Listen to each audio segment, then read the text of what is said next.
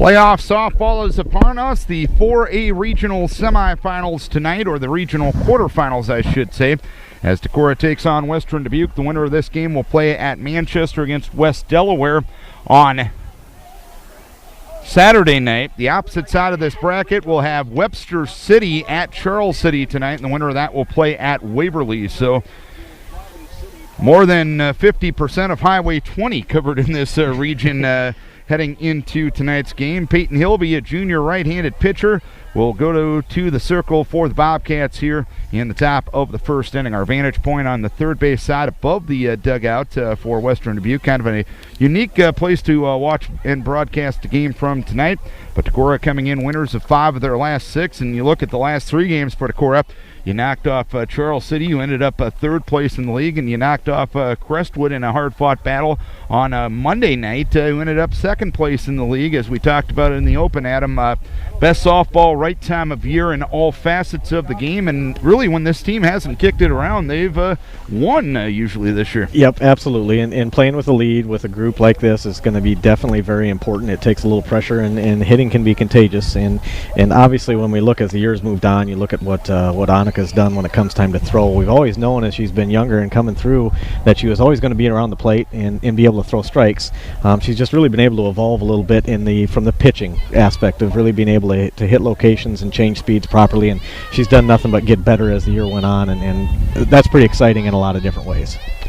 Taylor Wilgenbush in left, Jesse White in center, Marissa Conrad in right for Western Dubuque, Aubrey Myers at third, Ashley Botsfirth at short, Reagan Hofler at second, Allison Schmidt at first, Zoe Weber behind the plate, and Peyton Hilby in the circle. And Peyton Jurlid will be the leadoff hitter for the Vikings, the slapper at .267 with no doubles, 1 triple, no home runs, and 15 RBI.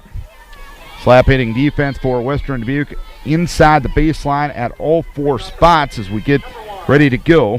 Hilby's first pitch comes at 7:01. It's low and outside to Jurlid, and it's 1 ball, no strikes. Beautiful night, virtual cloudless blue sky as we come to you from Farley Community Park, a very nice complex here on the north side of Farley. The pitch goes high. It's 2 balls, no strikes. Good patience on Peyton's part here. Yeah, during the setting they have for both their baseball and softball teams here. Just a really nice setting built into the hillside. Good place to spend the summer evenings. And a couple of youth fields as well in this complex as the pitch on the outside edge for a strike. It's 2 balls, 1 strike on Peyton Jurlid. Cassie Hoyme and Becca Alcock to follow here in the first inning. Western Dubuque won the toss and were the home team. Slight breeze, but enough to make it comfortable. The next pitch outside, 2 balls, 2 strikes, and that toss still alive in softball, a thing of the past in baseball postseason now. Yeah, pretty much. Now they'll go with the higher seeds since they're doing all the seeding, which takes a little bit of elimination of error out of there. 2 balls, 2 strikes the count. He'll be ready in the 2-2, low and outside, so 3 balls, 2 strikes to Jurlid to start the game. No score just underway. Glad you're with us from Farley tonight. And the winner of this one will go to Manchester on Saturday night. Place we brought you a broadcast from last night in which the Decorah boys won in extra innings 5-2, 3-2 ground ball towards second. Picked up there by Hofler on a throw to first base, retires Jurlid. Good play by the second baseman there. Was kind of right at her. Peyton tried to be able to sneak it through, just ended up not getting the right angle on it. 1 down, nobody on, no score first inning. Cassie Hoyme at .281, 7 doubles, 1 triple, 1 home run, and 17 RBI. And the first pitch swung on and a fly ball down the right field line, angling into foul ground, and it's out of play. It actually left the yard, but Cassie around well early on the offering from Hilby. Just make a small adjustment, make sure that you see the barrel and drive it harder up the middle. Cassie struggled with the stick at the early part in the year, but once she got going, the average rose big time. The 0-1 delivery, low and outside, 1 ball, 1 strike, but she was also busy winning 2 medals at the state track meet too. Yep, absolutely, and they put their time in, even as they're in the middle of track season, but there's just a big difference between having the routine every day, and the focus needs to be on track at that point in time of the season, and obviously once we get things narrowed down for softball, things have went really well for Cassie. Pitch goes low and outside, 2 balls and 1 strike to count. Hoyme split her time between first base and the catcher spot. 2 balls and 1 strike to count. And the 2-1 delivery, a ground ball towards second. Hofler fields on 3 hops. She'll throw on to first base. And quickly 2 up, 2 down here in the first inning. No score for Becca Alcock, 423. 4 doubles, 7 triples, 2 home runs, 15 RBI. She's had a very solid season. Also recently recognized academically for work in the classroom from the Soccer Coaches Association as well. Becca looks at a strike on the outside edge to the natural left-hand hitter. No balls, 1 strike. No score here in the first inning. Winner goes to Manchester on Saturday night. Pitch goes low and outside. 1 ball, 1 strike. Good patience on Becca's part. She really hasn't seen either one of those first 2 pitches. A good solid pitch to get the barrel on.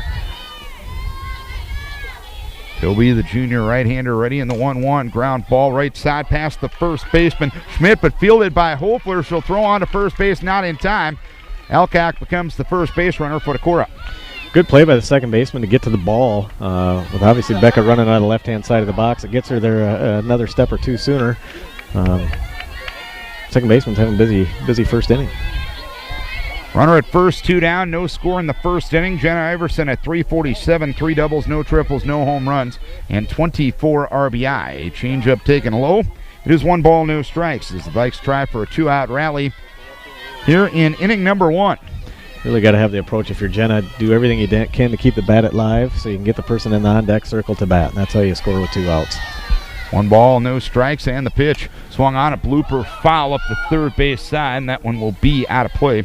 So it's 1 ball, 1 strike. And it's interesting you bring that up. So often you talk about being productive with 2 outs. If you requiring yourself to get that RBI probably puts a little too much pressure on yourself. If you just give that next person an opportunity from a team perspective, everything works out. Yeah, the more you can do, especially with 2 outs, to lengthen an at bat. You're adding pitchers on the pitches on the pitcher's arms, more opportunities for them to possibly lose focus, and you're going to create that opportunity, hopefully, to give somebody a chance, whether it be you or someone else, for that pitcher to make a mistake and you to take advantage of it. It's 2 balls, 1 strike now on Iverson. The 2-1 delivery, a ground ball to the right side. Backhand stop made by Schmidt. She'll run to the bag to retire Iverson. And the first inning complete. 1 hit, 1 left, 1 half inning complete. Decorah nothing, and Western Dubuque coming to bat. Bottom of the first inning, no score. Decorah and Western Dubuque. The Decorah lineup, Maddie Eady in left, Becca Alcock in center, and Chelsea Twait in right, Jenna Iverson at third, Peyton Jurlett at short. At second base, Maria Hoyme. At first base, Cassie Hoyme. Shelby Stahlberger behind the plate, and junior right-hander Annika Vandekroll in the circle. 9-9 on the season, 4.42 ERA. Opponents hitting .248 against her, 130 innings, 158 hits, 82 earned runs, 39 walks, and 45 strikeouts. Zoe Weber, the catcher, leads things off for Western Dubuque. 446, 15 doubles, 1 triple, 1 home run, and 22 RBI. No score as we start things here in the bottom of the first inning, and the first offering is high from Vandekroll. 1 ball, no strikes, and we mentioned she had 39 walks. I'd have to say probably 60% of them came in the first half of the season. Oh, absolutely, undoubtedly, on that end of things. And that's just, working out the 1-0 grounded towards left and a base hit. Yeah, as we said with Annika, a lot of it's just working out the kinks and the nervousness of your first varsity action, in the circle and working to find ways to throw strikes. Runner at first, nobody out for Reagan Hofler at 263. No extra base hits and 4 RBIs. And since Weber is the catcher, she will get a courtesy runner. A runner at first and nobody out. It very much appears the top half of the Western Dubuque lineup really does swing it quite well. And to manage these innings, it's all about doing everything we can to get that first out. And here's the slap bunt attempt back to the screen. Foul. No balls, 1 strike. The runner at first base is Kelly Denlinger, a freshman. No balls, 1 strike to Hofler, a slap hitter with 4 sacrifices on the year. She's a 263 hitter. No extra base hits and 4 RBIs. Shows bunt. Takes low, 1 ball, 1 strike count. Really want to get the ball in the zone here, take advantage of the opportunity, take the out, get that first out as soon as we can. Up at second and third are Iverson and Hoyme. Here's a bunt. Right back to Vanderkroll. Barehand pickup, throws on to first base. The out recorded there. Denlinger up to second for Western Dubuque. Really a lot of backspin on that bunt. Really good play by Annika to make sure that she got to it to get the throw there in time. She ended up getting her by a step, but it really took a good solid throw and good solid hustle to be able to get the out. Cassie took the throw at first base, so the sacrifice complete 1-3.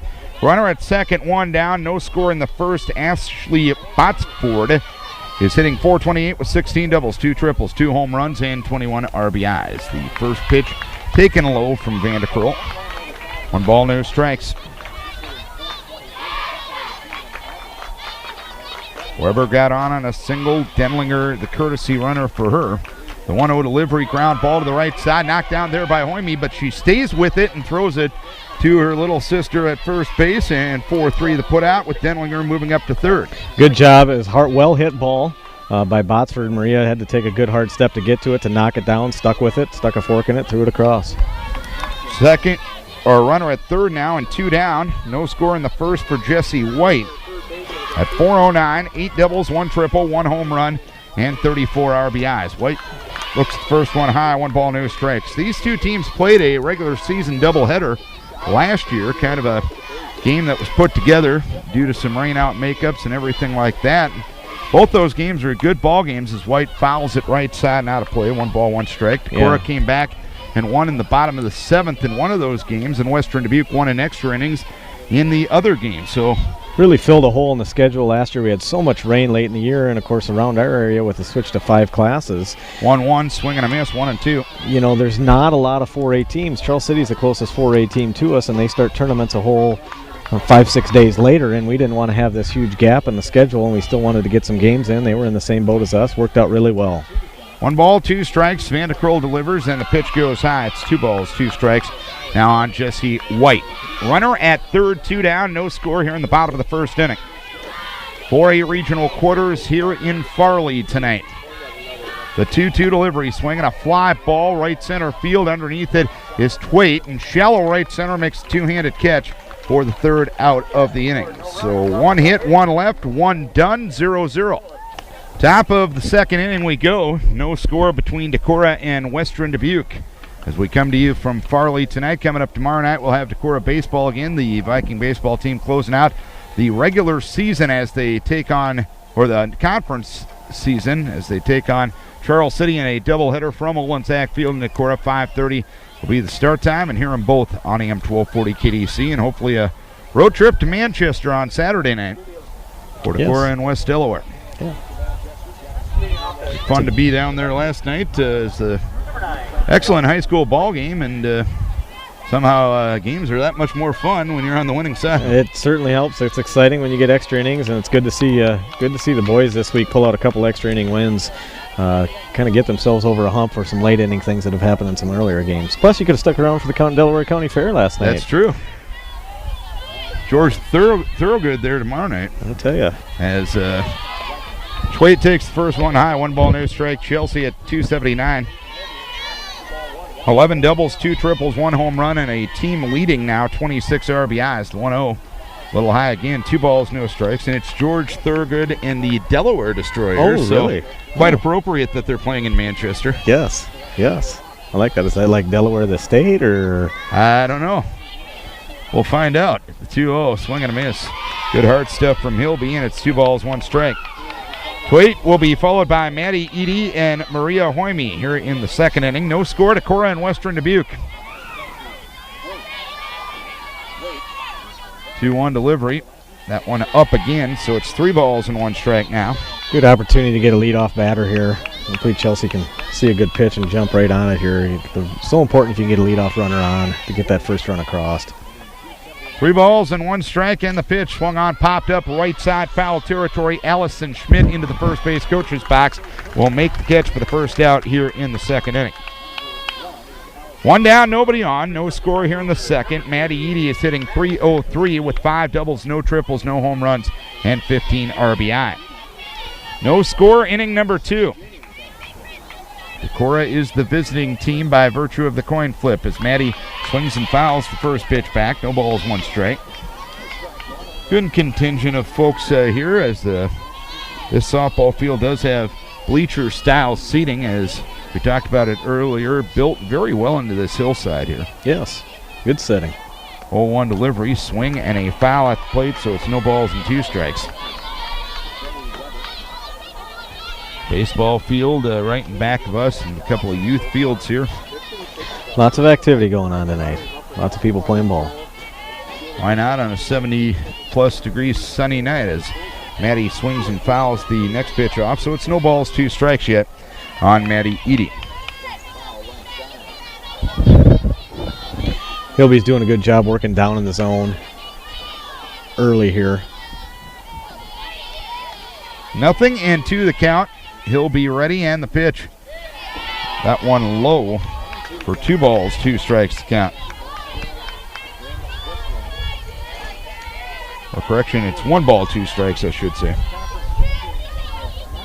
1-2 on the pitch. Swung on, driven towards right center field, but after it and making the catch is Jesse White, who had a beat on it right away. And that's the second out in the second inning, but the best swing of the first 6 batters. Yeah, ball jumped off the bat quick. Looked like it was going to carry a little more to the gap. However, there was a little bit of a southeast wind coming in, and it actually knocked that ball down a little bit, I think, Darren.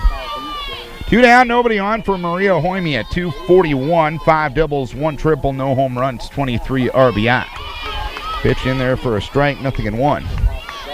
This Western Dubuque team has not played anybody from the Northeast Iowa Conference this year, but that's a case of being a part of a 15-team conference more than anything, as the pitch goes inside. 1 ball, 1 strike. When you're in the WAMAC, not a lot of opportunities to play outside the league. No, it's as far as a competitive schedule, I just look at it from even an AD standpoint, from a scheduling standpoint, you're not going to have a lot of opportunity other than just follow the conference schedule. The 1-1, swing and a miss, as Maria tried to wait back on a pitch with movement, but waited too long, and it's 1 ball, 2 strikes. A lot of travel in that league, too. You bet. 1 ball, 2 strikes, and the pitch. That one just up. So it's 2-2 with 2 outs to number 22. So the deuce is definitely wild. Very wild. Second inning as well. Yeah. And number 22 in the circle, too, as the pitch swung on, fouled back. So 2-2 pitch, take 2 coming up to Maria Hoyme. Good job of Maria extending that bat. Not a pitch that she really wanted to have to hit there, but fouled it off. Keep making a small adjustment, get more of the barrel right on it. 2-2 with 2 down. And the pitch. Swing and a miss at a pitch in the dirt. Philby gets her first strikeout and a 3-up, 3-down second inning. 1.5 innings complete. It's Decorah and Western Dubuque scoreless. And coming up tomorrow morning on the Green Rock Products Friday Sports Show at 8:25, we'll talk Decorah baseball with Decorah baseball coach Dennis Olenzak. Marissa Conrad swings and misses at the first one. No balls, 1 strike. Conrad at .294 with 8 doubles, no triples, 3 home runs, and 35 RBI.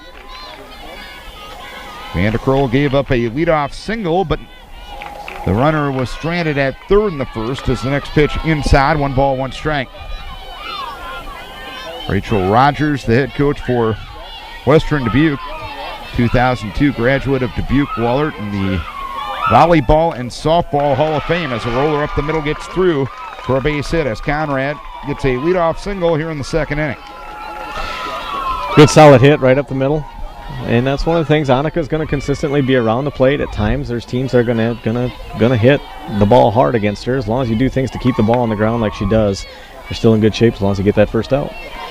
Runner at first, nobody out. Taylor Wilgenbush, the batter, at .375, 6 doubles, no triples, 4 home runs, 30 RBI. Wilgenbush looks at the first one low. 1 ball, no strikes. No score here in the second inning. Playoff softball from Farley tonight.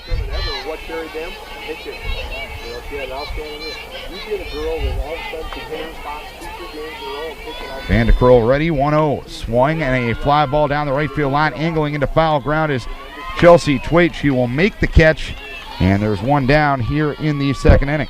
Good defensive positioning. Chelsea was kind of playing the line a little bit, reading the swing, which we're a little behind on it. Good play. Got that first out. The left side of this field is facing directly west, so The sun field would be left field here in Farley as a bunt off the bat of Myers is fielded by Stahlberger, throws to first base, not in time with Hoyme covering. So a bunt single for Myers puts the Bobcats in business. First and second, one down in the bottom of the second inning. Good solid running bunt. They're tough. Bunted right to the one spot where we weren't going to be able to get it. First and second, one down. And the pitcher, Peyton Hilby, will try to help her on cause. She's a 200 hitter. But 7 of her 11 hits have been for extra bases this year. Hilby looks the first one high, 1 ball, no strikes. She has 3 doubles, 1 triple, 3 home runs, and 10 RBI. She probably wants to make contact a little more than she has, but when she does, it's usually pretty much in a loud way. The 1-0 driven right center field, relatively deep. Retreating is Twait. She will make the catch. Playing it halfway was Conrad, and she'll go back to second for the second out of the inning. Still in good position as we look to manage the inning. A good opportunity for us in which Conrad did not tag there to help keep the runner off of third base for us. 1 ground ball, we can get out of the inning. Allison Schmidt is the number 9 hitter in the lineup at 264 doubles, no triples, 1 home run, and 15 RBIs. Roller toward short, underneath the glove of Jurlett and into center field, and a stop sign out in center, or at third rather, for Conrad. So bases loaded, 2 down, and now the top of the order coming up for the Bobcats. Unusual situation there where Peyton, with ground ball, was to her left, and the Western Dubuque runners at second base are deeper in the baseline. And as a result, she had to make sure she stopped to allow Peyton to field the ball without interference being called there, and that kind of slowed her up from being able to score. Bases loaded, 2 down, second inning, no score, and the batter is Zoe Weber, who singled to left her first time up. She swings the first one, smacks one towards center, and it's caught out in center. A basket-style catch from Becca Alcock, and that's that for the second inning. She had to fight the sun a little bit to make it a little awkward, but stuck with the ball, and as a result, good play. 3 hits, 3 runners left. Third inning we go, no score. No score as we go to the third inning. Bobcats with 4 hits, Vikings with only 1, but goose eggs in both the error and run column to this point. Suppose we should send a shout out to Marty Stahlberger listening in tonight. My question is, he's probably working hard somewhere, but shouldn't he be down here supporting little sister? He should get off like a Hawkeye stage bus and head on down to Farley, Iowa, and grace us with his presence. You know, we would have offered a ride. We would have, actually, yeah. I mean, I know he says he works like, 10 and 12-hour days and beyond that, but I mean, we all know he's fooling us, really. So maybe he works 10 to 12 minutes of those 10 to 12 hours, but he's on the clock that long. So. All a matter of perspective, Darren. That's true. 0-0 game here in the third inning. Darren Swenson, Adam Riley for playoff softball tonight. Tess Olinger is hitting .250, 5 doubles, 1 triple, no home runs, and 23 RBIs.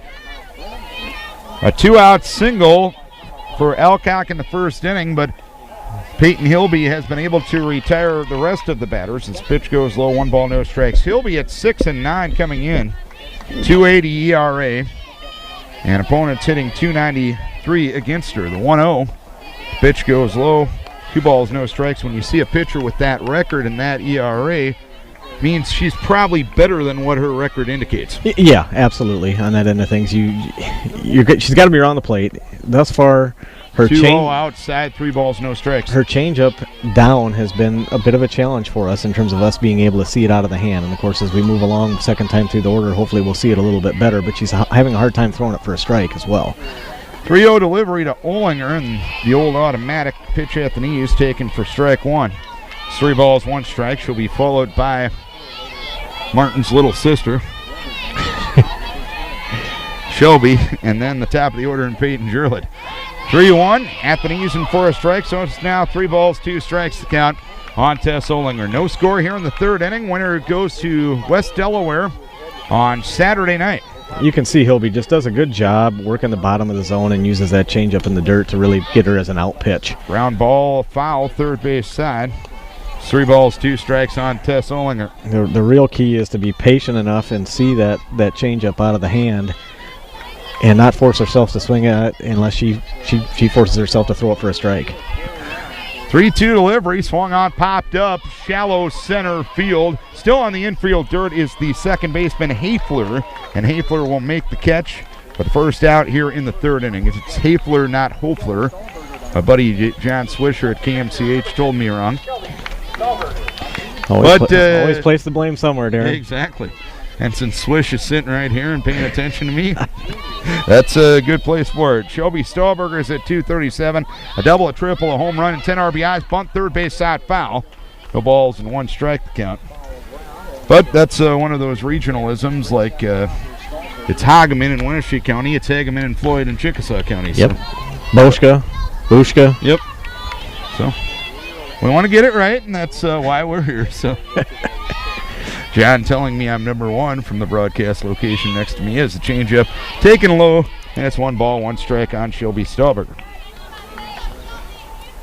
If Decorah is able to win this one, they would face West Delaware. I believe it was 2011, an outstanding regional final between those two teams. Yes. 2-1, grounded on a bunt third base side. Myers makes the play, throws on to first base, and covering the bag was Hafler, and a out-recorded 5-3. Nice idea by Shelby, but better play by the defense. Absolutely.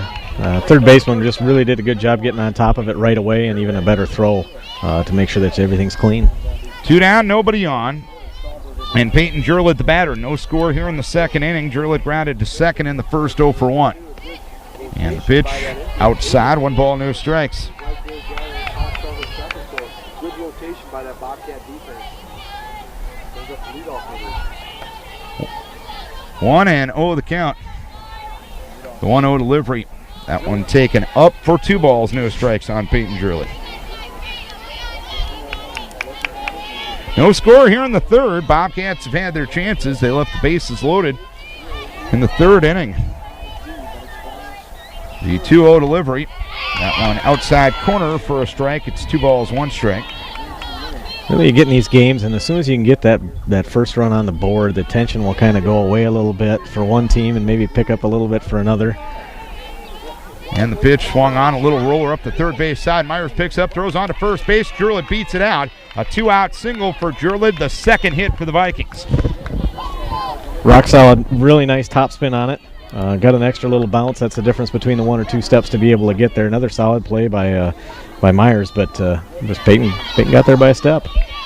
Slap single for Jurlid brings Cassie Hoyme to the plate. No score here in the third. Hoyme grounded to second in the first, 0 for 1. She smacks one into right field and a base hit. Jurlid hits second. She's coming to third. The throw there not in time. As the throw goes to third, Hoyme will go to second. The throw there not in time. Jurlid will stay put at third base after getting up. Second and third, 2 down for Decorah. Good aggressive base running by the Vikes as well. You know, sometimes you get in these games and you've got to take advantage of your offensive opportunities, and you see it a lot in softball.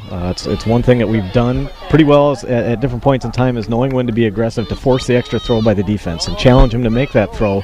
And now you're one hit away from really getting yourself on the board here. And you got your best average hitter in Becca Alcock to the plate, who singled right her first time up. And the pitch goes low on a changeup. 1 ball, no strikes. Conrad actually picked up that ball and tried to get Hoyme at first base. And with the throw going to first, a good read by Coach Olson in the third base box to send Peyton to third on that play. Yep, absolutely. And good hustle by Cassie on the extra throw to make sure she's going to take the extra base if she has the opportunity to. Pitch flown outside to Becca, and it's 2 balls, no strikes. No score here in the third inning, but the Vikes with their first legitimate scoring chance. They have their first 2 runners in scoring position tonight. The 2-0 delivery swung on, popped up. Shallow right field coming in is Marissa Conrad. She makes the catch, a 2-handed one in shallow right, and the side is out here in the third inning. 2 hits and 2 runners left. We're 2.5 innings complete, and it's scoreless between Decorah and Western Dubuque. Bottom of the third inning we go. A scoreless game, and we've got to follow the Elliott Christian rule. Bottom of the third inning, you preview the rest of the week.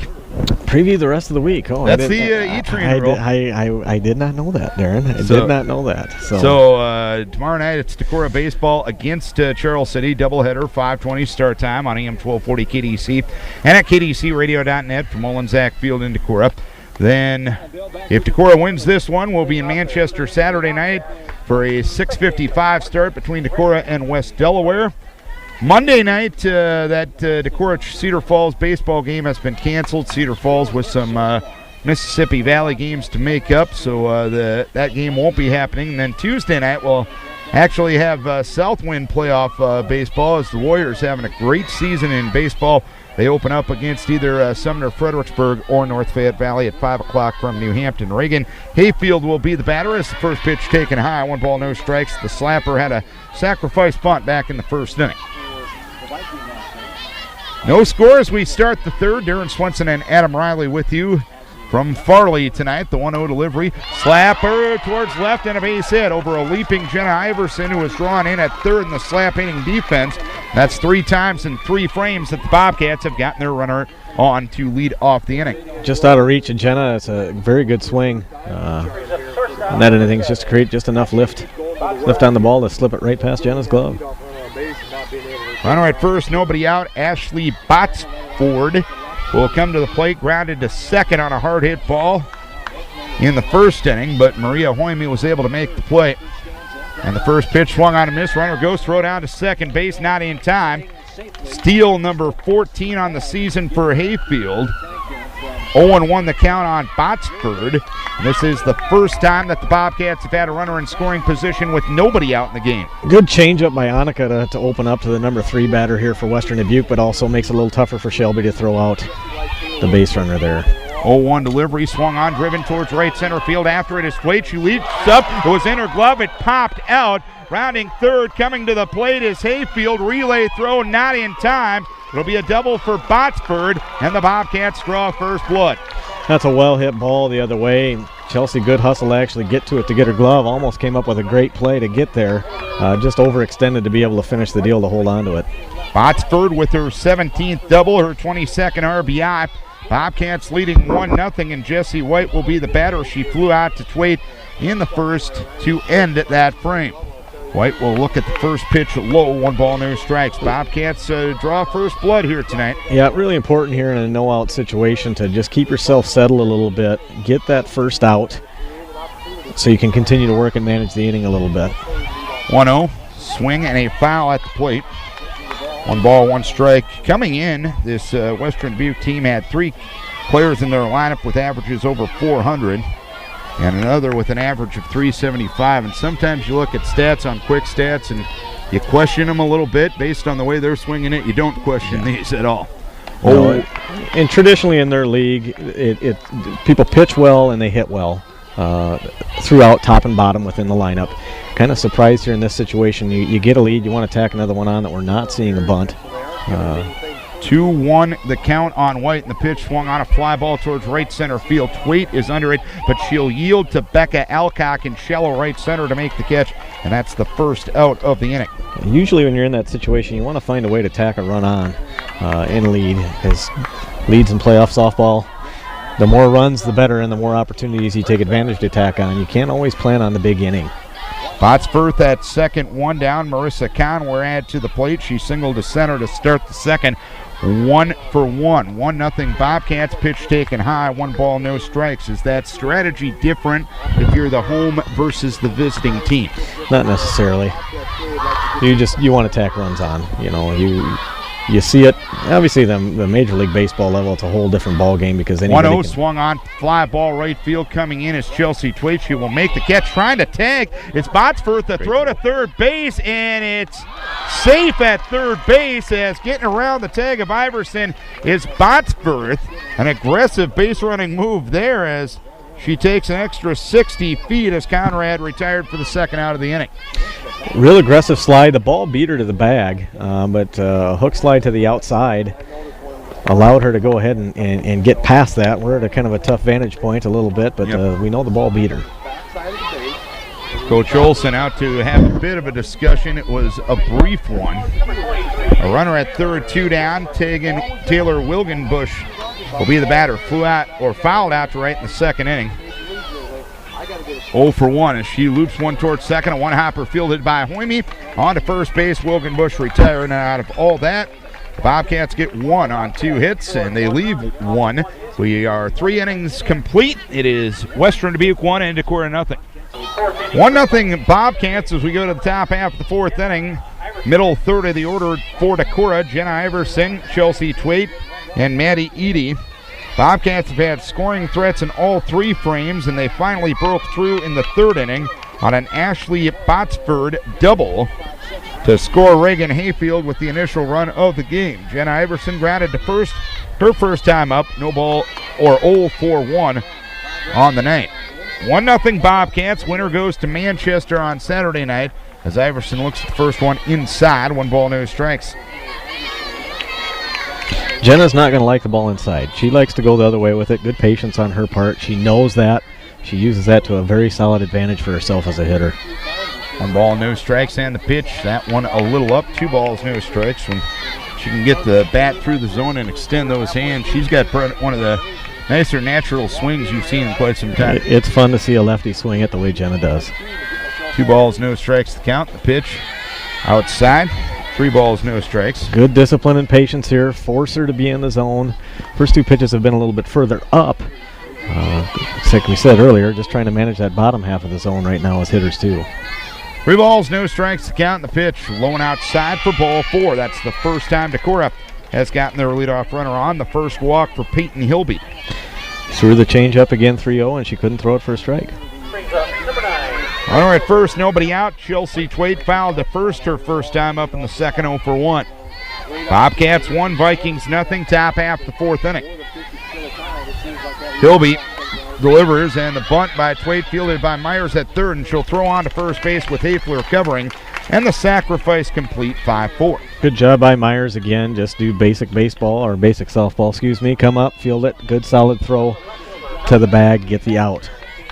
And an opportunity here for Maddie Eady, who flew out to center in the second inning, 0-for-1. 1-0 Bobcats. We play the 4th. Maddie was really able to jump on a pitch early in the count here in her last at bat. The pitch goes low, 1 ball, no strikes, and that swing was probably one of the better swings we've seen tonight against Hilby. Yeah, her and Cassie have both gotten good barrel on the ball in both their at bats. I should say both for Cassie. The 1-0 pitch low. 2 balls, no strikes. Good discipline and patience in the bottom part of the zone, forcing her to make sure that she can throw that pitch for a strike. 2-0 the count. And the pitch. There's a strike on the inside edge. 2 balls, 1 strike. First time through the order, Hilby only allowed 1 runner on of the 9 she faced. She has now allowed 3 of the last 5 runners on. And the Vikes trying to get that to breakers. Ground ball towards third, fielded here by Myers. Quick throw over to first base with Schmidt covering. 5-3 the put out. Iverson moves to third.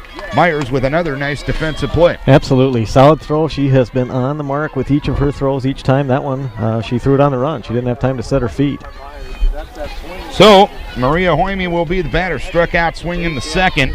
0-for-1. 1-0 Bobcats as we play the 4th inning.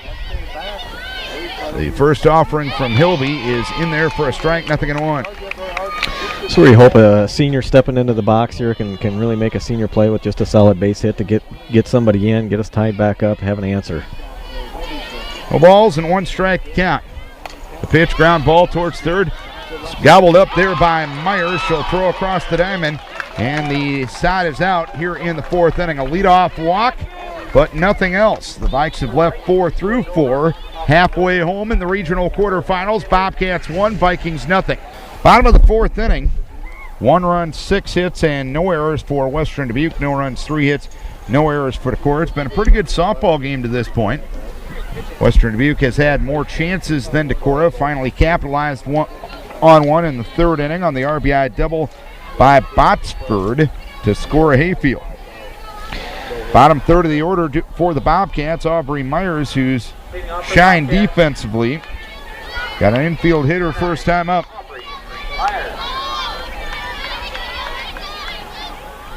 First pitch taken low. 1 ball, no strikes. Vanderkroll has given up the 6 hits, but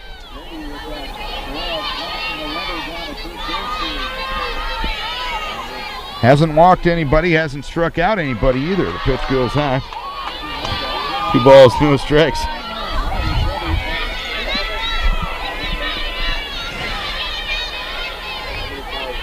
In fact, we talk about Annika's control. That's the first time, or only the second time, she's gone to a 2-ball count on a batter. As pitch swung on and missed. It is 2-1. Yeah, you know, she's pitched herself out of jams by pitching to contact and being around the plate, and that is Annika's absolute strength. 2-1, swinging a pop-up foul. Shelby going back behind the plate, and Stahlberger makes the catch, and for the first time tonight, the Vikings get the leadoff runner out defensively. Yeah, for a first postseason start and offensively, them putting a little pressure on her, she's just been spot on when it comes time to make a pitch to lead to an out. Peyton Hilby will be the batter. Check swing. She failed to stop her swing, and it snowballs 1 strike. Hilby flew out to right in the second inning. That was with runners at first and second. 1-0 Bobcats as we play the bottom of the fourth. They are the home team, virtue of the coin flip as the pitch goes low. 1 ball, 1 strike to count. Coin flip still alive in softball and no longer a factor in baseball. Should probably have an all-star game to determine home advantage. Next subject, pitch goes high, 2 balls, 1 strike. Of course, isn't going to be too far away from home next Tuesday night. No, it'd be fun to be there. 2-1 delivery. Pitch goes low. It's 3 balls, 1 strike. 3-1 with 1 down. So that is the first 3-ball count that Vanderkrull has gone to, and the next pitch low, so she walks her opposing pitcher Hilby. A runner at first and 1 down, and I think the Bobcats will go with a courtesy runner here. Yeah, gets her first out on the first batter, not allowing the first batter to go on, and then we allow a walk, but you're still in safe territory. That first out of the inning is so important. Abby Kerperich, a key cog in their state championship basketball team, will run at first base as Allison Schmidt will be the batter. Schmidt popped one into shallow left. Underneath it is Peyton Jurlich. She will make the catch. A step onto the outfield grass from her shortstop position. And there's 2 down here in the 4th inning. And that's what Annika does. You know, there's a first pitch right on the inner half of the plate, jams her a little bit, gets the ball up, pitch to contact, leads to outs. You're going to give up a few hard hit balls here and there, but by and large, as long as you play defense behind it, you're going to have a good shot to win. Runner at first, 2 down for Zoe Weber, and the pitch goes low, 1 ball, no strikes. Weber singled to left in the first, lined out to center to end the 2nd inning. Ball that Becca Alcock had a little trouble fielding, but she was able to make the play as that one fouled right side and out of play towards the Jungle Gym equipment over there. A few young folks working hard. Nancy and Carter wouldn't have any fun over there. No, not at all. Not at all. 1 ball, 1 strike. The pitch swung on, popped up deep right field. Retreating is Becca Alcock, and she drops it out in right field, and only advancing to second was Kerperich. It'll be the first error of the night for Decorah, but a little bit of a mental mistake by Kerperich there, not running fully with 2 outs. Yeah, definitely helped us there. You know, we're back to that same thing like when Maddie had her hard hit to the gap. The wind knocked that ball down quite a bit. Kind of got Becca crossed up, and as a result, kind of came out of her glove. She's going to want the next ball hit to her right now. 2 on, 2 out. Bottom of the 4th inning. Reagan Hayfield will be the batter. Hayfield swings one, drives one deep to right field. Retreating is Clayton. It's over her head and against the wall. Kerperich will score. Stopping at third is Denlinger, and it will be a double for Hayfield and a 2-0 lead for Western Dubuque. That ball just kept carrying. It did. That one did, and the wind actually crossed it back the other way. So a 2-out run for the Bobcats makes it 2-0, and Ashley Botsford will be the batter. Annika still got to focus on pitching to contact like she has been here. And the first pitch rolled towards second. That one booted by Hoyme. And trying to score from second base is Hayfield. Throw to the plate, not in time. As the throw goes to the plate, Botsford moves up to second base. 2 runs will score on that play, and it's 4-0 Western Dubuque. Hard hit ball out of the slap hitter there. Really tough one to handle smoothly. And Karam just a touch away from Marie there. or only 1 run scored, I'm sorry, but Denlinger able to score on the play. And Botsford now will be the batter. I was one batter ahead there. I apologize. As Hayfield reached on the error after Weber got the double. It is now a 3-0 lead, and both runs unearned here in this inning. Pitch goes high, 1 ball, no strikes.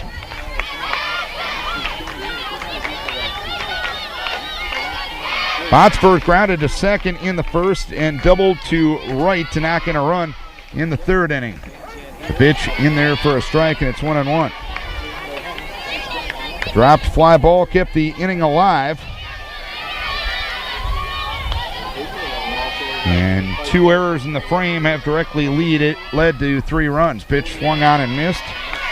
It is 1 ball, 2 strikes. Another real solid pitch by Annika here. You want to be careful as you're pitching to their best hitter in this situation with a base open, but we want to be able to attack a little bit too, and she's made 2 real solid pitches here.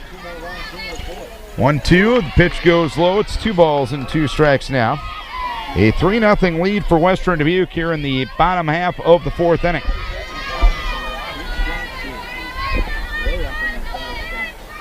Two and 2 the count and the pitch. That one sails high for 3 balls, 2 strikes. The runner at second is Reagan Hayfield. She just reached on an error, allowing Denlinger to score. 3 and 2 the count with 2 down. The pitch taken high for ball 4, and that's the 2nd walk for Vanderkrill. When you've had a situation where your defense commits a couple errors behind you, talk about the mental challenge that is for a pitcher. You sometimes see kids trying to overthrow in that situation. Yeah, you do a little bit. You know, she's being careful in that situation because you do have their best hitter at the plate, and it's a matter of a decision about who you want to throw to a little bit. Good patience by Botsford to not go out of the zone too much. But you still have to pitch to contact. You have to have confidence back in your fielders defensively, and the fielders themselves have to want the ball hit back to them to have an opportunity to prove themselves. 1-0 to White, and the next pitch taken low, 2 balls, no strikes to count. It's such a mental game when it comes to it, and whether the previous play went right or went wrong for you, the only pitch that matters is the next pitch. The 2-0 delivery, that one high for 3 balls, no strikes now. Just need that out to get out of this inning. Yep. Get up again. Yep. That's all it comes down to. You have to have a short-term memory to play this game. 3-0 delivery with 2 outs, and that one is in there for a strike, and it's 3-1. Granted, the walk there to Botsford didn't kill you because the first base was open. Now you just need to... Yeah, especially in the 2-out situation. You're just 1 fly ball, ground ball from getting out of the inning. That one hammered deep right center field. That ball is up and against the fence. Scoring is Hayfield. Botsford running to the plate. She will score as well, and it's 5-0 Western Dubuque. White with her 9th double and RBIs 35 and 36. And now Decorah assistant coach Paige Evans will come out and talk to Annika Vanderkrill as Ellie Shelton begins to warm up behind the Decorah dugout on the first base side. So a 5-run 4th inning here. All 5 runs unearned, all 4 runs in this frame unearned. And all 4 runs coming with 2 outs. It's a 5-0 advantage here for Western Dubuque.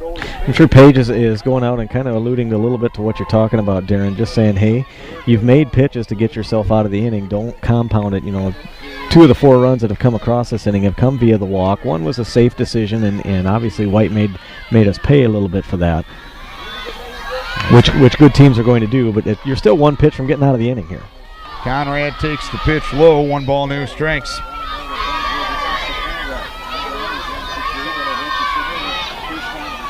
1-0 the count, the pitch taken low. It is 2 balls, no strikes. As the Vikes have had a tough frame here. This is the 8th batter up in the frame. As Conrad has singled to center in the 2nd and flew out to right in the 3rd. That one hammered towards right center field, and that'll land for a base hit and go all the way to the fence. White will score. Coming to 2nd is Conrad. The throw there not in time. A double for Conrad and a 6-0 lead for Western Dubuque. We tip our hat to the Western Dubuque hitters. They've done a good job of really setting back and looking to take the ball the other way. That's paid off well for them. Still, you're still one pitch away from getting out of the inning, and you got to keep that in mind. And Taylor Wilgenbush will be the batter. Flew out to right in the second, grounded to second in the third. And she'll look at the first one inside, 1 ball, no strikes. Good team, too, is take advantage of that.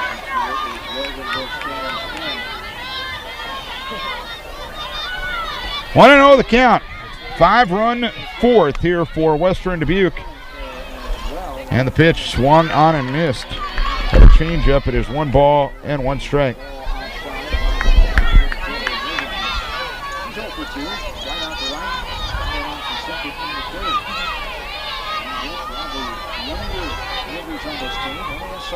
The pitch high. 2 balls, 1 strike on Wilgenbush.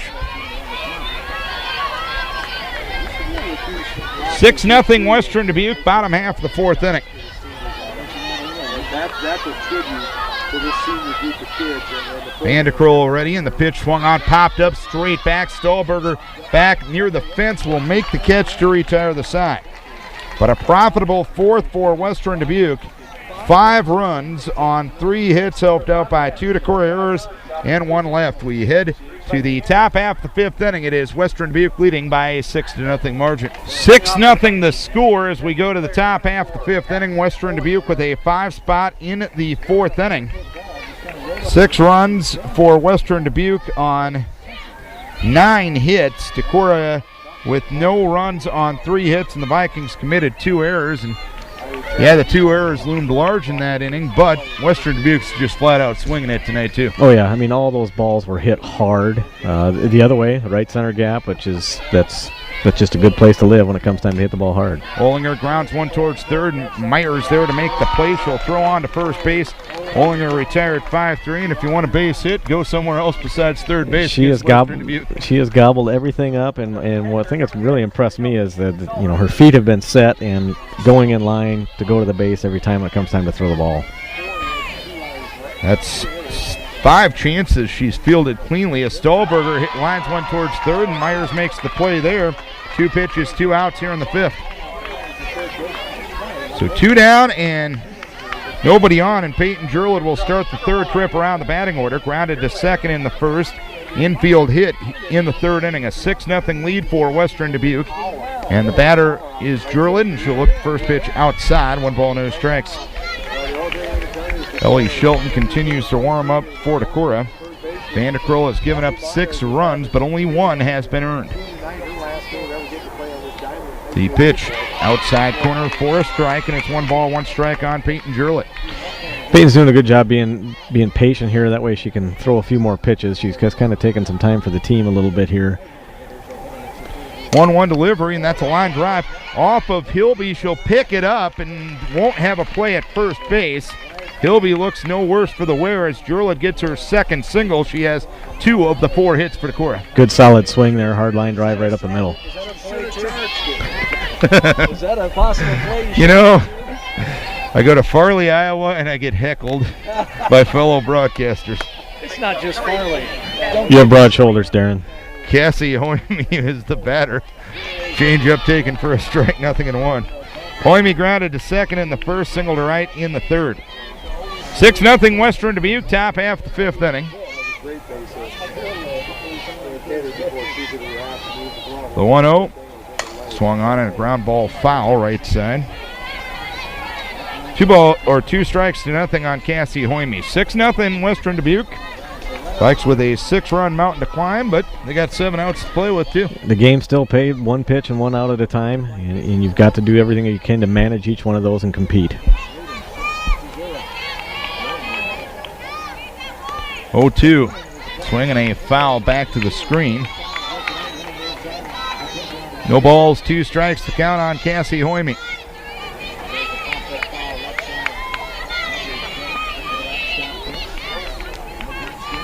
Western Dubuque 6, Decorah 0. Top half of the 5th inning. He'll be ready in the 0-2 offering. That one a change up low, 2 balls, 2 strikes, but good approach in the last 2 batters here just to Give your defense a breather. Yes. Nothing else. Yep, absolutely. You've got to get a little offensive momentum to be able to let your defense do its thing as well. 1-2 pitch taken outside. It is 2 balls, 2 strikes to count. And it's set by Peyton being patient. You know, she was working on 2 outs in the first 3 pitches, and Peyton still looked at 2 pitches just to kind of make her throw a little bit more. Don't just let them get right back in the dugout right away. 2-2 pitch low and outside, so now it's 3 balls and 2 strikes from Hilby. She just continues to struggle with that changeup to make sure that she's able to actually throw it for a strike, and our hitters have done a really nice job adjusting. As we've moved along, we just need to string a little bit more together here.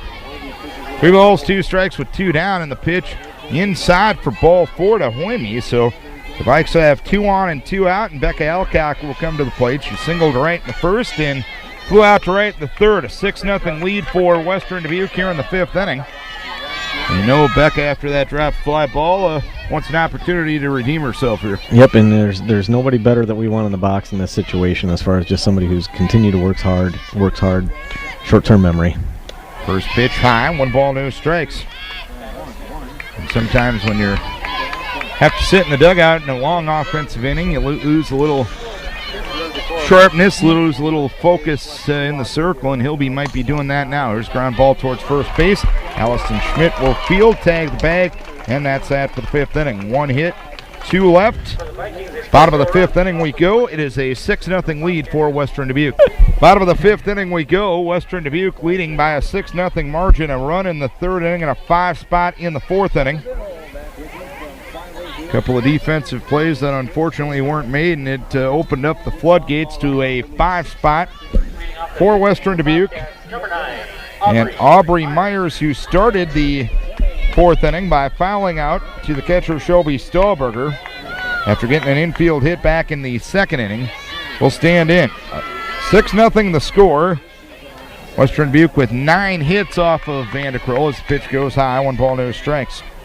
This Western Dubuque team is gave West Delaware one of only 7 losses that they have had this year.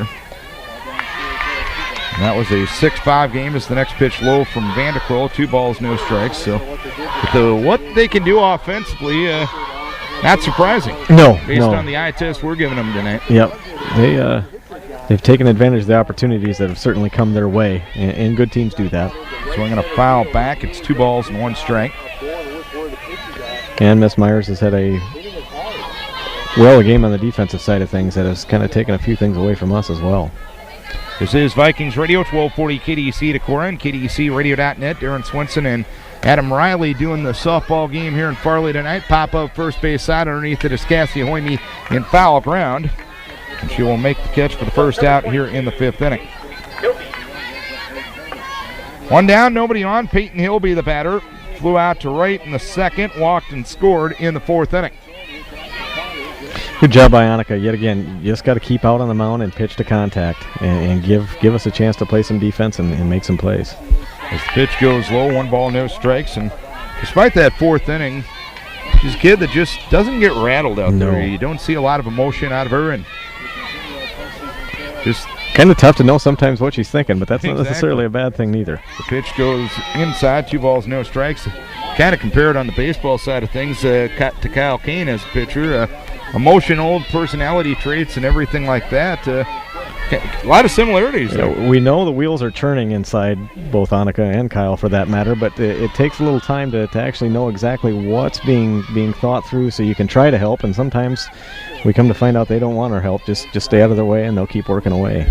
Pitch goes high. 3 balls, no strikes, and the next pitch in there for a strike to Hilby is 3 balls, 1 strike. We talk about the game of softball and the game of baseball, like we've said before, Darren. A short-term memory is a very good thing, and obviously it's led to some good success for both Annika and Kyle, too. 3 balls, 1 strike to count. 6-0 Western Dubuque here in the 5th inning. The 3-1 delivery smacked into left field. That'll land in front of Maddie Edie for a base hit, and she bobbles it out in left. A turn at first base by Hilby, but she'll put the brakes on right there. That is the 10th hit for Western Dubuque. 1 on, 1 out here in the 5th. The Bobcats leading by a 6-0 margin, and Allison Schmidt will be the batter, as Rachel Rogers will send Abby Keperick will come in for her as the courtesy runner. Schmidt singled to left in the second, popped out to short in the fourth. Pitch goes low to Schmidt. 1 ball, no strikes.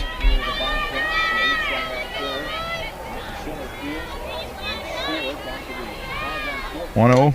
Swing and a ground ball foul towards third and Jenna Iverson. 1 ball, 1 strike count.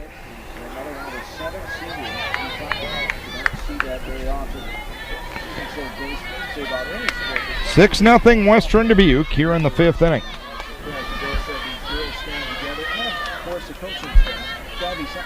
1-1 the count. Vanderkroll ready in the 1-1 offering. Swing and a pop-up straight back foul and out of play. And it's 1-2. Centering some fan scattering. Yeah, nobody could come up with that one. Nobody made a diving attempt either. Which is probably a good thing for liability concerns. Good thing it didn't come our way. I would have been hiding. I'd have saved you. Thanks, man. Anytime. 1-2 inside. 2 balls, 2 strikes. You play a little ball back in the day? Maybe. Yeah. Don't want to claim that too loud, though. All right. I'll bring it up to Jason Ness to be here in a couple weeks. Ground ball towards third. A line shot knocked down there by Iverson, but that is the only thing she'll be able to do with it. A smoker towards third base. Iverson knocked it down, and the ball kind of knocked her over a bit, and it'll be first and second with 1 down here in the 5th inning. But you know, it sent her retreating a little bit, but Jenna's, her hands are so good to be able to at least get to the ball to be able to knock it down. Otherwise, it's a double at least down the line, and the wheels are turning. So, you know, she's got to just know that that's a very good job of knocking that ball down. Zoe Weber will look at the first one low. 1 ball, no strikes. So Weber. All competitors want to make sure that they catch that thing, but in reality, you've done something well with that. Weber starting the 4th trip around the batting order. Singled in the first, lined out to center in the 3rd, and doubled as that one just absolutely smoked up the left field side foul. It's 1 ball, 1 strike, doubled. Knocked in a run, and her courtesy runner scored in the 4th inning. 6-0 the score here in the 5th.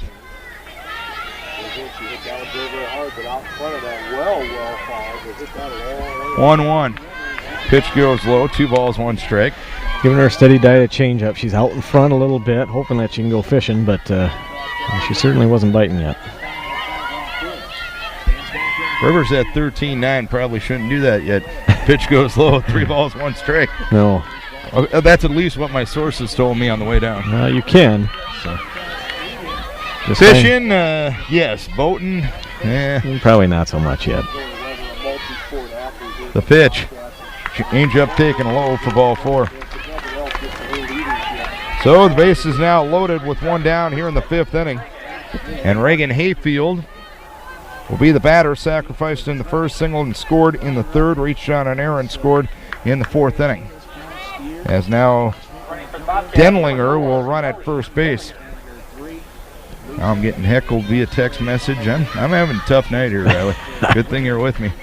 Infield up at all 4 spots. Here's ground ball right back to Vanderkroll. She'll come to the plate and get the lead runner for the 2nd out of the inning. That's a super job by Annika. She knew exactly where she was going to go with that. Yes, the typical her, stay calm as a cucumber. It was actually a pretty well hit ball. Got the glove right on it, and no hesitation in terms of where she's going. Schmidt to 3rd, Denlinger to 2nd, Hayfield to 1st. 2 down, and Ashley Botsford will come to the plate. 6-0 Western Dubuque here in the bottom of the 5th inning. Botsford grounded to 2nd in the 1st, double to right, knocked in a run in the 3rd, and walked and scored in the 4th. Vanderkroll ready, and the pitch swung on, driven deep left center field. Elcock looks up, and she'll run it down in front of the left center field fence. And a goose egg on the board here in the 5th inning for Western Dubuque. 2 hits and the bases left loaded. We are 5 innings complete. Bobcats leading by a 6-0 margin. 6th inning we go. It's a 6-0 lead for Western Dubuque. 6-run Mountain. 6 outs to play with. Hey, in deer hunting, that'd be 6 bullets for 6 deer. So it's all doable.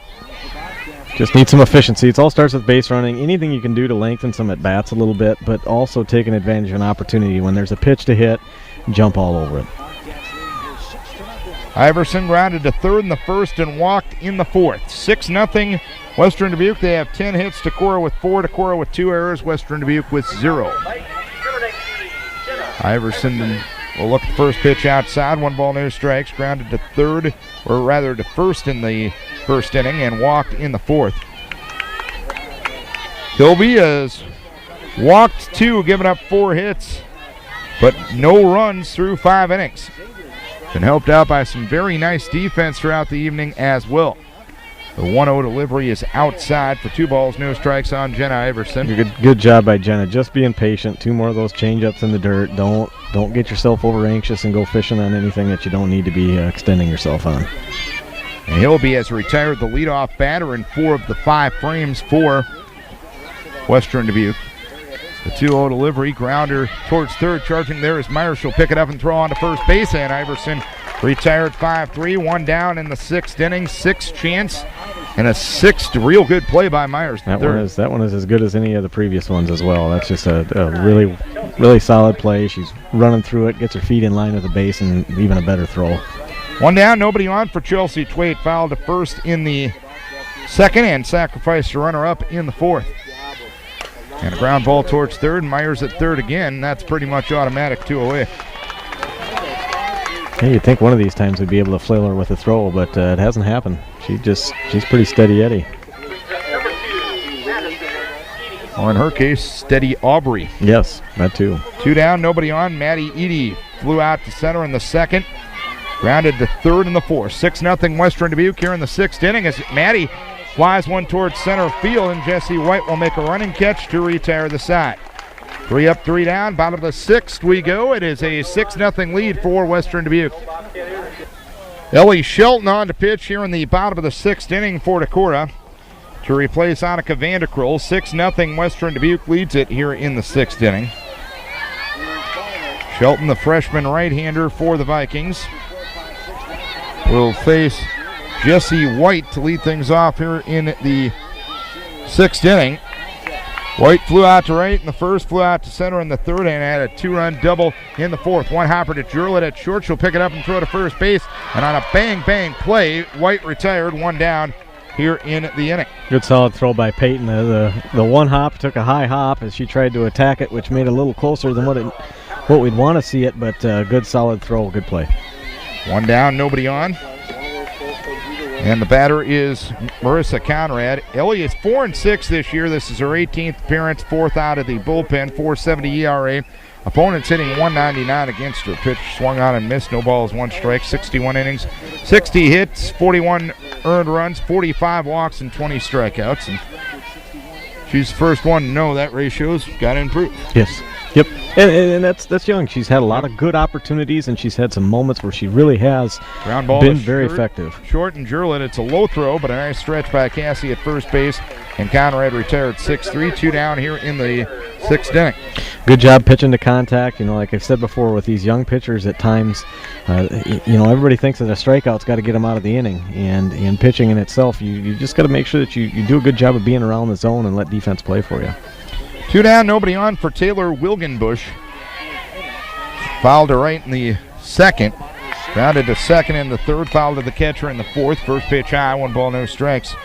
Wilgenbush is the only batter that hasn't reached base safely for Western Dubuque tonight. 6-0. Bobcats lead it here in the 6th inning. The 1-0 goes high, 2 balls and no strikes to count. One of those things, you get 2 outs right away, and you don't want to necessarily get behind on the batter as you go ahead and kind of try to do your best to keep pressure on the offense. But so often it's so hard. 2-0, swung on fly ball, left field retreating is Maddie Edie. She makes the catch, and for the first time tonight, Western Dubuque goes down in order, 3 up, 3 down. We go to the top of the 7th. Vikes need 6 to keep the season going. They trail at 6-0. 6-0 Decorah trails Western Dubuque. The Vikes will have Maria Hoyme, Tess Olinger, and Shelby Stolberger, as the Vikes need 6 outs to keep the season going. Or 6 runs, I should say, before 3 outs. Yeah, all starts with 1 base runner and 1 base runner at a time. Peyton Hilby has played or has pitched well tonight, giving up only 4 hits, walking 2. She has not struck she has struck out only 1 tonight. She's been helped out by some very good defense. I just looked it up in 39 games. Western Dubuque with 98 errors coming in. But you know what? It doesn't matter statistically tonight. They're making the plays, and there's been a lot of above-average plays that they've made. Yes, there has on that end of things, and it still goes to prove, everybody can have some bumps in the road in the season, and sometimes people just need to kind of relax, and kids roll up their sleeves and keep working to get better. Clearly, that's the case because defensively they've been just rock solid. We've not been able to find a chink in the armor yet to this point. Maria Hoyme struck out swinging in the second, grounded to third in the 4th inning. Pitch swung on, a fly ball out into right center field, and an attempt out in right center by Conrad is unsuccessful, so Hoyme gets a base hit to lead off the 7th inning. Good job, Maria. Just make sure that you stay aggressive on a pitch that's in the zone. A little reverse psychology may be going on. Usually down 6, you might take a little bit, and as a result, you can get a nice lofty pitch to be able to go to get a good solid barrel on the ball there, and Maria did just that. Tess Olinger will be the batter, popped to second in the 3rd, grounded to 3rd in the 5th. And the pitch to Tess swung on and missed at the first one. No balls, 1 strike. There's that change up in the dirt going fishing.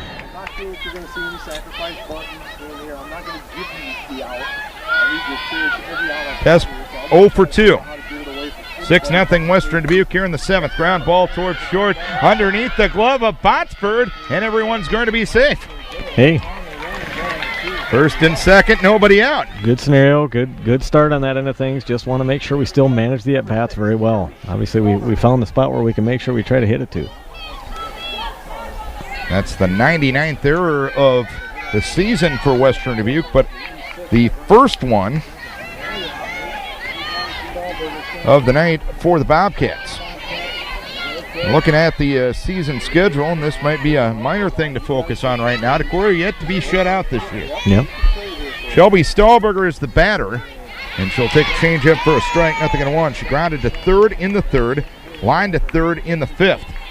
6-0 Western Dubuque here in the 7th inning. They're 3 outs away from a trip down Highway 20 to Manchester on Saturday night. The 0-1 delivery, low snap throw to first base, back to the bag, diving is Olinger. It's 1 ball, 1 strike. And you certainly talk about one of the strengths of this group is intermixed everything. They didn't strike out a ton, and a number of kids that run pretty well. And when you can do that, you can create opportunities. 1-1 delivery, ground ball towards 3rd. Myers will field. She'll tag the bag to get the lead runner, and that's the first out here in the 7th inning. Now Decorah with the top of the order, and Peyton Jurlid, 1st and 2nd, 1 down, 7th inning. 6-0 lead for Western Dubuque. Jurlid 2 for 3, grounded to 2nd in the 1st, and infield slap singles in the 3rd and the 5th, up again here in the 7th. Yeah, she's done a good job in her last 2 at-bats, really getting solid barrel right on the ball. Hopefully she can do it again here. First pitch, change up on the outside edge for a strike, 0-1. Forcing her to try to throw it for a strike. Change-ups low and away are usually how you get a slap hitter out. Yes. The 0-1 swung on, fly ball right center field, and that'll land for a base hit and go all the way to the fence. Olinger being waved in, she will score. Stahlberger being waved to the plate. The throw there, not in time. A 2-run double for Peyton Jurlid. Vikes showing some fight. They're down 6-2. That's just a super job by Peyton. Like we said, she's done a good job of getting us the whole barrel on the ball, and she certainly did there by making sure she lofts that in the air to the gap. Good slide by Shelby at the plate to get herself there. That's the first double of the season for Peyton. RBIs 16 and 17, and might be the little thing. You got a 4-run mountain to climb with 2 outs to play with, but a team that hadn't been shut out all season is not going to be shut out tonight. No, and there's another example of where speed and not striking out are going to create opportunities for you to be able to put runs on the board. The batter is Cassie Hoyme. She's been on base 2 of the 3 times tonight. Grounded to 2nd in the 1st, singled to right in the 3rd, and walked in the 5th. 6-2 Western Dubuque. Runner at 2nd, 1 down, 7th inning. And Cassie's gotten good barrel on the ball a couple times too, although those have been foul. If she can work the time one up here, that'd be great. And the pitch, a little low, a little outside. It is 1 ball, no strikes.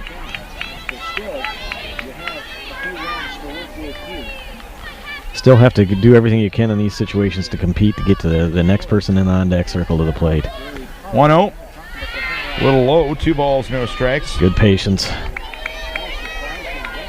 Cassie's had a lot of at-bats and been in these situations before. She should have a lot of confidence in herself in terms of knowing what she wants to do. 2-0.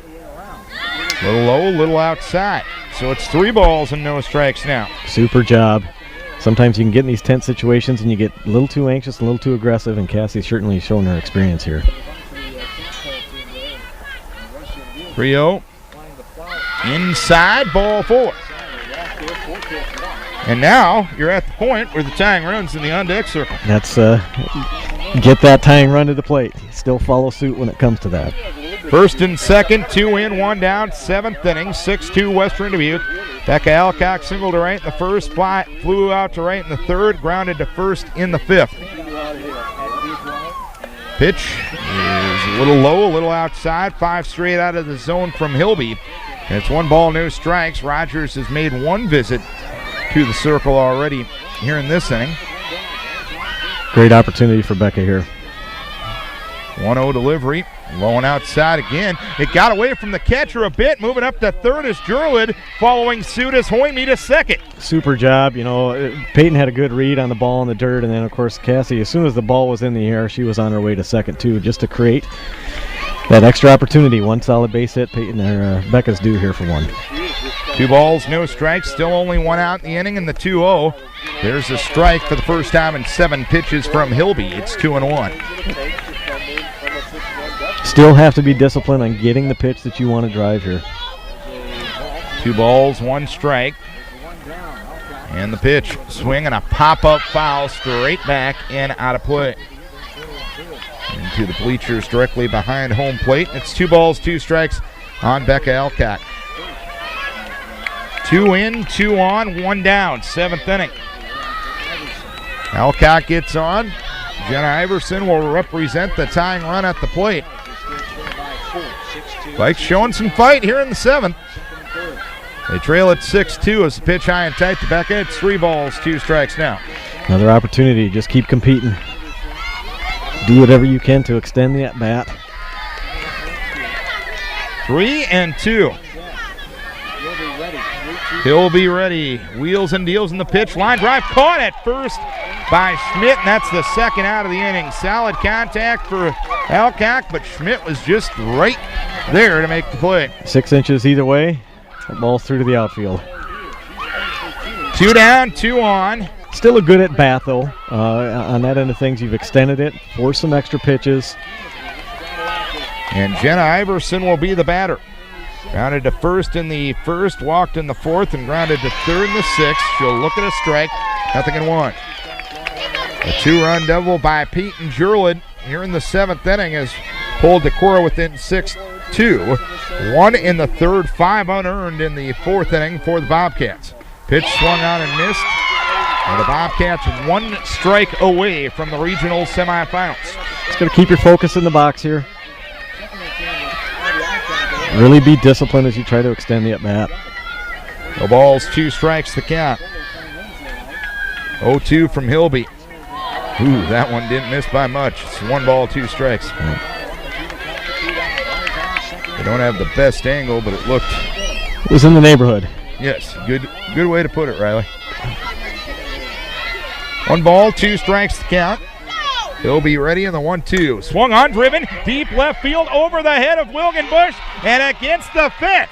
Iverson will knock in 2 with a double to left. Tying run at the plate. It's 6-4. I tell you what, that first one was in the neighborhood and close, and she obviously is a good pitcher, tried to go back to the same spot, and Jenna didn't waste any time. She got all over that.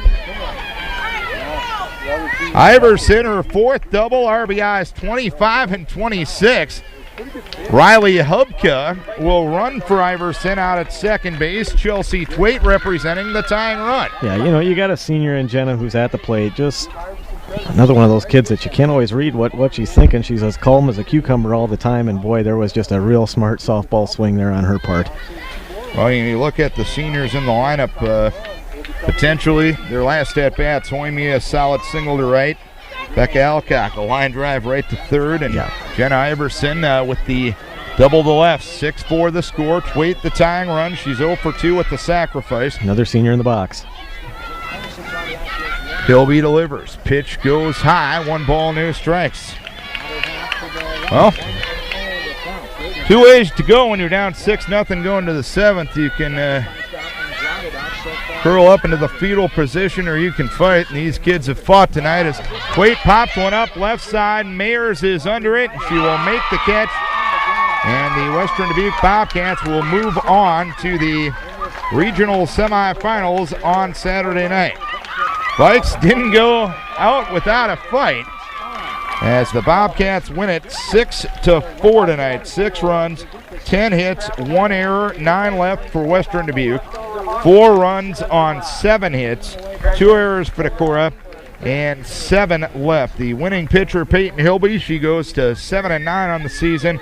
Annika Vanderkrull, the losing pitcher, 9-10. And as we were alluding to before that last pitch there, Adam, 6-0 going to the top of the 7th inning. 2 ways to go: curl up into the fetal position or come out with your backs against the wall, fighting and scratching and clawing. And that's what the Decorah kids did.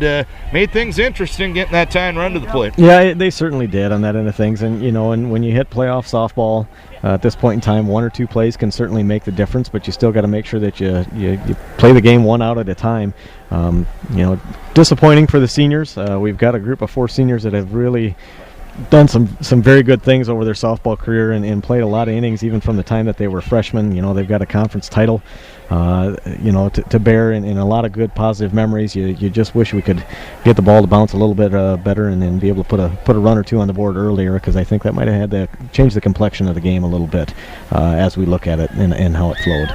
And you look at those 4 seniors, Chelsea Twait, Becca Elcock, Jenna Iverson, Maria Hoyme. They've done a lot here in the sport of softball as well as other sports here at Decorah High School. And I really give a lot of props to especially summer sports seniors, because there's a lot of outside factors that sit there and say that, hey, it's your last summer in town before you go off to college. There's other things that you could potentially do, but you know what? They're committed to their teammates. They're committed to something bigger than them, being a part of athletics here at Decorah High School. And any kid that sticks it out through their summer year, tip of the hat to those young people. Well, and those 4 especially, you just look at how they've carried themselves in the high school over the last 4 years, let alone in softball, and it speaks a lot to your point in terms of them making sure they're sticking part of something, offering a lot of leadership. I can say undoubtedly there's 4 of them there that have given a lot of things that haven't necessarily been noticed out in the community, but